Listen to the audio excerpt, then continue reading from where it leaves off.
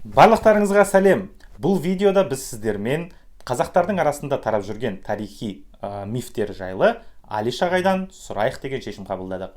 Сонымен бірінші тарихи миф жайлы айтып кетсеңіз. Ол қазақтар соғыстарда ешқашан жеңілмеген дейді.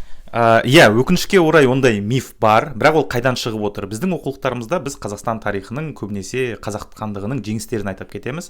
Бірақ біздің тарихымызда жеңілістер де болған. Мысал ретінде Тәуекел хан мына Бұхара қаласын ала алмай, үлкен саны көп әскермен саны аз әскерден жеңіліп қалған болған. Одан басқа да бізде жоңғарлармен шайқастарда бірнеше жеңілістер де болды. Ақтабан Шұбырынды кездерінде де мысалға біраз жеңілістерге біз ұшырадық. Сол себеппен бұл қазақтар тек қана жеңген дегеніміз ол тарихи миф болып тұр.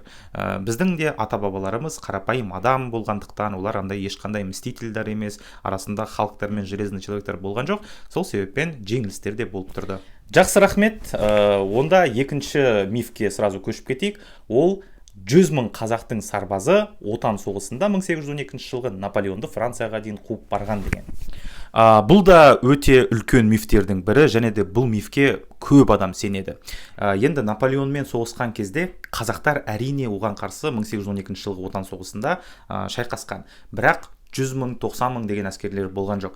Қазақтардың саны шамамен 8 мыңнан 10 мыңға дейін жетіп отырған. Олардың ішінде шын мәнінде де көптеген жетістіктерге жеткен қазақтар бар. Олар Сағит Хамитұлы, Әмен Байбатырұлы деген сияқты тұлғалар бар. Бірақ 100 мың деген әскер ол болған жоқ, ол таза миф. Жақсы, сізге көп-көп рахмет. Ал сіздер болса ойларыңызды комментарийға жазып кетсеңіздер болады.